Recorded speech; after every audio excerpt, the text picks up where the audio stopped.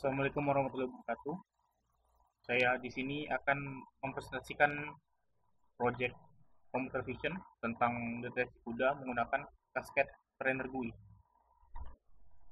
Di sini kami beranggotakan dua orang. Yang pertama saya sendiri, Gregorius Marono Sattobilian, dengan teman saya Habib Fauzan Abbas. Alasan kenapa memilih objek kuda. Yang pertama, monitoring racehorse secara otomatis membantu pelatih dan penonton. Dan kemudian mengurangi human error saat menghitung posisi atau kecepatan kuda, dan yang ketiga berguna untuk analisis performa kuda di lintasan.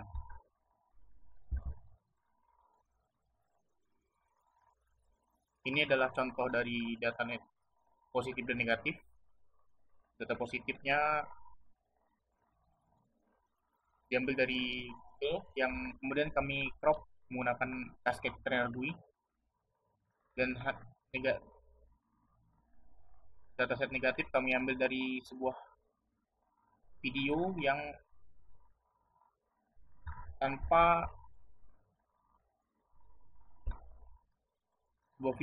tanpa ada kudanya di sini. Kami sudah menyiapkan 250 data positif,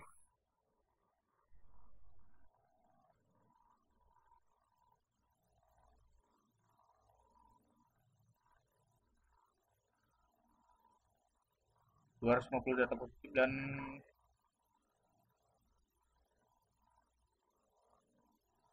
730 data negatif.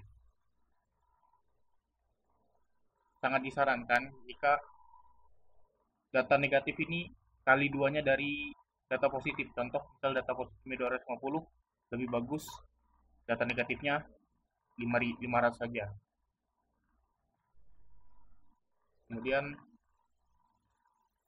metode pengambilan dan pre-processing data.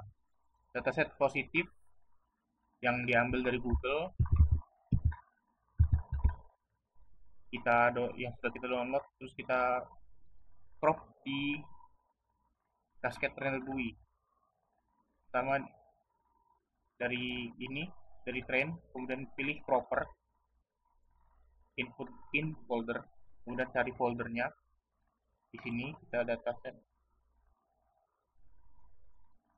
terus kita klik OK. Nah, kemudian use classifier aspect ratio ini di nonaktifkan. Output setting bisa disetting ke data positif karena ini akan crop untuk data positif. Kemudian di crop saja bagian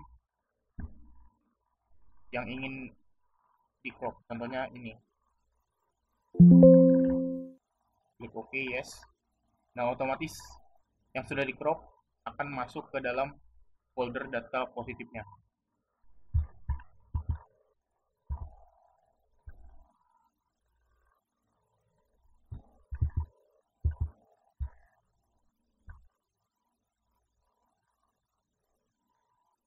Kemudian untuk trainingnya, jadi saya sudah menyiapkan dua data.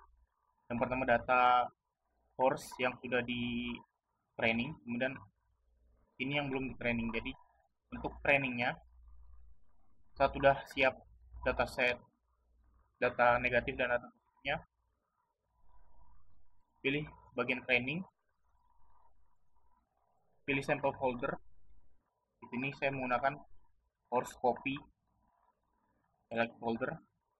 Kemudian positif image ini gunakan persentasenya 90, 80 sampai 90. Di sini saya menggunakan 90. Kemudian data negatif image bisa disesuaikan dengan data negatif yang kalian miliki. Jadi contoh tadi 730, saya menggunakan 730 data negatif. Kemudian di start,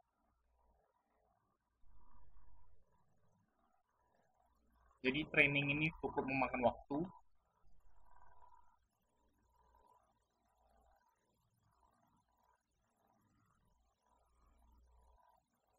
Jadi ini adalah contoh jika trainingnya berhasil. pada bagian sini training akan menampilkan waktu dan cascade classifier training complete. Ini kita stop saja karena saya sudah memiliki satu data yang sudah saya training. Kemudian untuk ngetesnya, untuk demonya, kita pilih. Jadi saat training sudah selesai, akan ada folder baru classifier. Jadi ada beberapa folder baru. Yang pertama classifier, kemudian tiga file.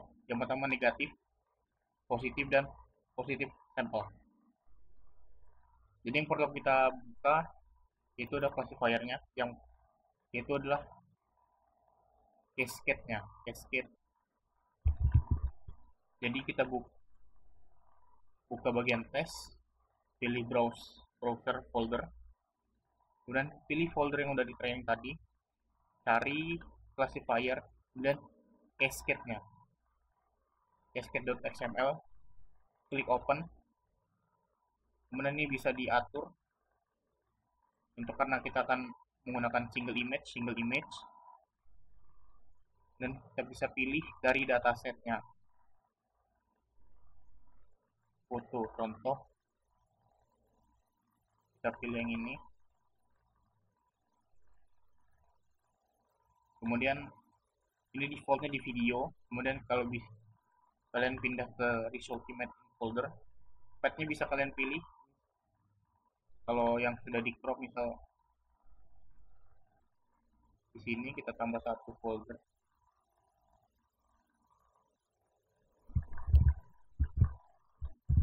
tester, kita pilih di folder tester. Jadi otomatis yang terdeteksi akan masuk ke di folder tester. Jadi kita sudah pilih fotonya, akan kita start. Ini pilih no aja biar dia otomatis. Nah ini dia, bisa kalian otak-atik lagi, misal ini jadi 2, scale factor jadi 1,1.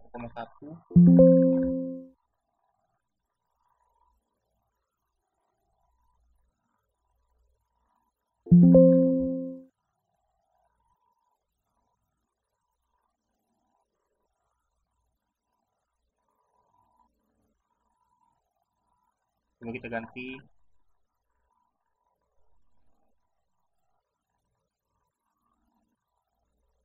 Ini 3, kemudian ini 1,4. Dia tidak 100%, mungkin karena dari datasetnya, dari data positifnya. Kita minimum number kita kecilin, coba di 8.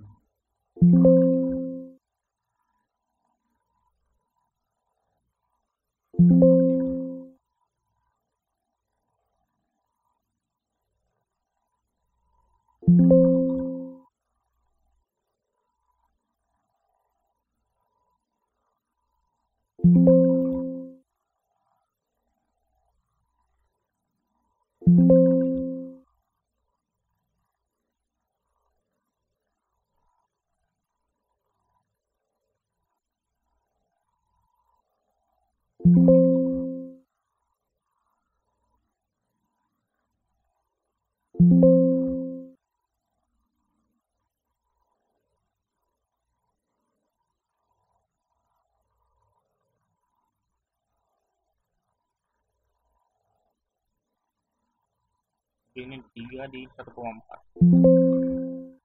Nah dia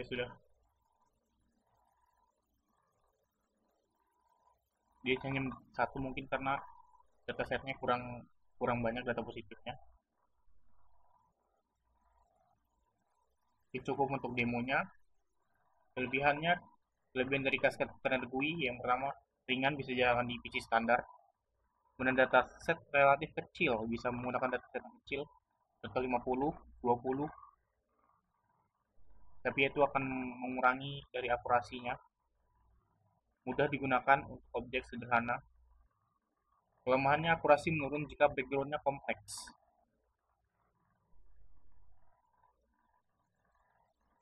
Kemudian kurang fleksibel dibanding dengan model-model yang lain.